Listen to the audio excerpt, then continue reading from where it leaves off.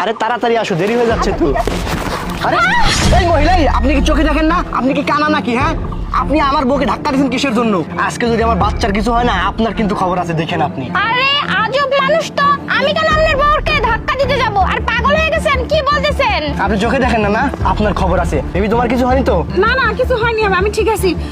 ব্যথা লাগেনি তো? না না, কিছু হয়নি। চলো তো এখান থেকে সব কথা বলা হবে ওখানে ওর সাথে। আমার বাচ্চা যদি কিছু হয় না, আপনার কিন্তু খবর আছে। ফাউল মহিলা কথাকার। বেবি আসো আসো। যান খবর যান, আছে। ফালতু লোক কোথাকার, খালি ঝামেলা করে। আমি কিছু করলাম না, তারপর আবার আমার দোষ হয়ে গেল। যাই হোক, লাউটা নিয়ে বাড়িতে যাই। আরে আমার লাউটা আবার কোথায় চলে গেল? আরে এখানেই তো রাখলাম, জুতোটাও ছিঁড়ে গেল।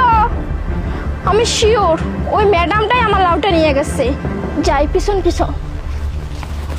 আরে ছেলেটা এখনো আসতেছে না, সন্ধ্যা হয়ে যাচ্ছে। হ্যাঁ, কত দেরি করে, জানে বৌমাটা প্রেগনেন্ট। কত এখনো আসতেছে না। মা, আমরা চলে আসছি। আসছিস? এই তোর আসার সময় হলো? তুই জানিস না বৌমা প্রেগনেন্ট?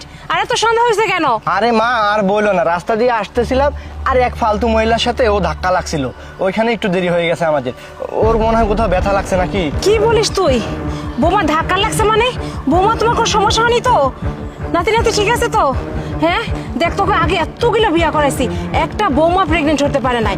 আর এই বৌমাটা আমার প্রেগনেন্ট হয়েছে কত সাধনার পর। আমি কতদিন পর আমি নাতি নাতির মুখ দেখবো। আর তুই কি বলতেছিস?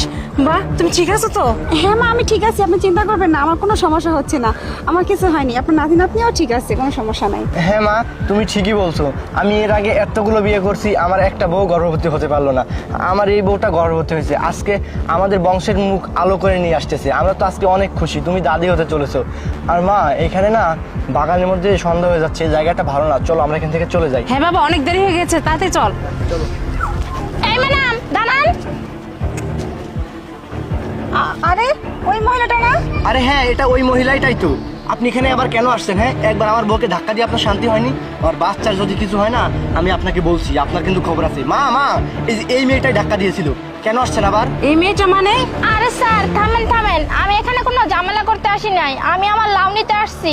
আর শুনুন, আপনার বউয়ের পেটে না আমার লাউ আছে। আর যদি তখন ধাক্কা লেগে গেছে, তখন না আমি ভয় পেয়ে গেছিলাম। আর তখন আপনার বউয়ের পেটে না বেলুন ছিল। আর আপনারা না বলতেছিলেন যে আপনি বলে 10টা বিয়ে করছেন, একজনও মা হতে পারেনি। আরে আপনার বউ তো গর্ভবতী না, আপনার বউয়ের পেটে না আমার লাউটাই আছে। লাউটা দিতে বলুন, আমি চলে যাই। আরে আপনি কি পাগল হয়ে গেছেন নাকি? হ্যাঁ, আপনি সব আবল তাবল কথা কি বলতেছেন? আমার বউয়ের পেটে বাচ্চা নাই, বেলুন আছে, লাউ আছে। আপনি সত্যি সত্যি পাগল হয়ে গেছেন। আপনি এখান থেকে যান, বেরোন বলতেছি। দেখুন স্যার, আপনি এসব আবল তাবল কি কথা বলতেছেন? আমি জানি আপনার বউয়ের পেটে না আমার লাউটাই আছে। আর যদি বিশ্বাস না হয় না, আপনি চেক করে দেখেন, দেখলেই হয়তো আবার বিশ্বাস করতে পারবেন। আপনার বউয়ের পেটে বাচ্চা আছে না লাউ আছে। প্রিয়া, এই মহিলাটা এসব কি বলতেছে? পেটে বাচ্চা নেই, লাউ আছে মানে? এসব কি সব সত্য? হ্যাঁ বৌমা, এই মেয়েটা কি বলতেছে? এই মেয়েটা যা বলতেছে তাকে সত্যি বলো।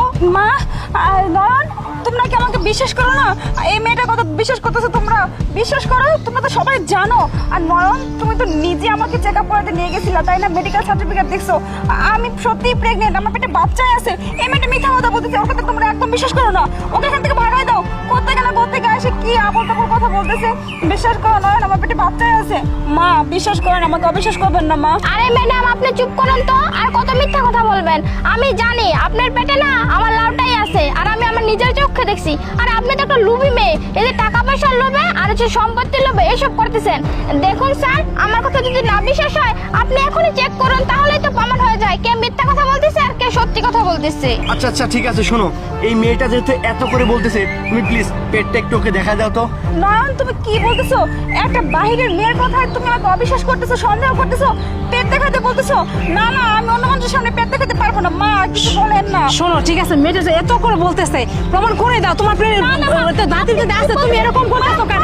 হ্যাঁ নয়ন, হ্যাঁ বৌমা, কি এই যে স্যার দেখছেন, এনেই তো আমার লাউ। প্রিয়া, এসব কি? তোমার পেটে বাচ্চা নেই, একটা লাউ ঢুকে তুমি পেট বানিয়ে ঘুরতেছো। এই মেয়েটা তার মানে এতক্ষণ সব সত্যি কথা বলছে? তুমি আমাকে হসপিটালে নিয়ে গেছো চেক আপ করানোর জন্য, তার মানে তুমি ওইখানে ডাক্তারকে ঘুষ দিয়ে নকল মেডিকেল সার্টিফিকেট তৈরি করছো শুধুমাত্র সম্পত্তির লোভে? কেন করছো এসব? হ্যাঁ, আমাদের আবেগ নিয়ে কেন খেলছো তুমি এসব? এই মেয়েটা যদি আজকে না বলতো আমরা তো কিছুই জানতে পারতাম না, আমরা তো এখনো অন্ধের সাগরে ভেসে থাকতাম। এই মেয়েটা বলাতে আজকে আমাদের চোখ খুলে গেছে। ছি বৌমা ছি, তুমি আমাদের বিশ্বাস নিয়ে ভেবে খেলতে পারলা, আমাদের আবেগ নিয়ে তুমি খেলতে পারলা। আমার কত শখ ছিল যে একটা নাতি নাতনির মুখ দেবো, আমি ছেলেটা এতগুলো বিয়ে করেছে, একটা বউ প্রেগনেন্ট হয় না, তুমি হইছো। কত আশা, তুমি আশা শেষ করে দিলা। কেন এই মিথ্যা নাটক করলা? বলো বৌমা বলো। মা ছাড়ো না আমাকে।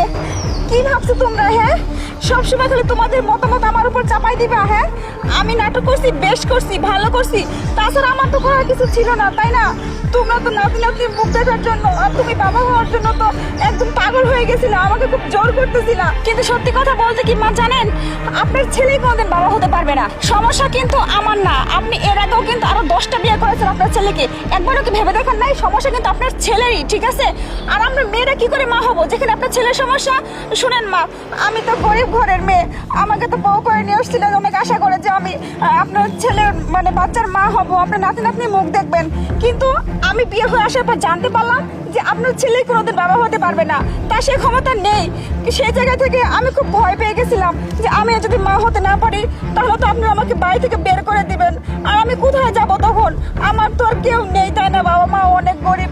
এর জন্য আমি খুব ভয় পেয়ে নাটকটা সাজাইছি, যাতে অন্তত পক্ষে আমি আপনার ছেলের ভাতটা খাইতে পারি, আপনাদের সংসারে থাকতে পারি। আর যাই হোক, আপনারা তো খুশি হয়ে আমাকে সয় সম্পত্তি কিছু হলো লিখে দিতেন। আমি এর জন্য দিনে দিনে মিথ্যে নাটকটা সাজাইছিলাম। এতে আমার দোষ কোথায় মা বলেন? আপনি কখনোই কোনোদিন আপনার ছেলের দোষ দেখেন না, শুধু বউদেরই দোষ দেখেন। আপনি তো কখনো একবার চিন্তাই করেন না যে কি ব্যাপার, এতগুলো বৌমা তো মা হতে পারলো না, আমার ছেলেরই হয়তো সমস্যা। আপনি সেটা না ভেবে আপনি শুধু বউদেরই দোষ দিচ্ছেন, আর একটার পর একটা ছেলেকে বিয়ে করাই যাচ্ছেন। যে জায়গায় আপনার ছেলের কোনো ক্ষমতা নেই সেখানে আমরা কি করে মা হবো? এটা একবার আপনি ভেবে দেখলেন না? আচ্ছা বৌমা, তুমি তো এই কথাগুলো শেয়ার করতে পারতা, ঠিক না? আমার ছেলের সমস্যা, কিন্তু তুমি সেটা শেয়ার না করে তুমি ভেবে নাটক করলা, এটা কিন্তু উচিত হয় নাই। যাই হোক, যেটা শুনছি আমি আজকে থেকে আমার ছেলের চিকিৎসার ব্যবস্থা করব, ঠিক আছে? তুমি আমাদের সাথে থাকবা, কোথাও তোমার যেতে হবে না।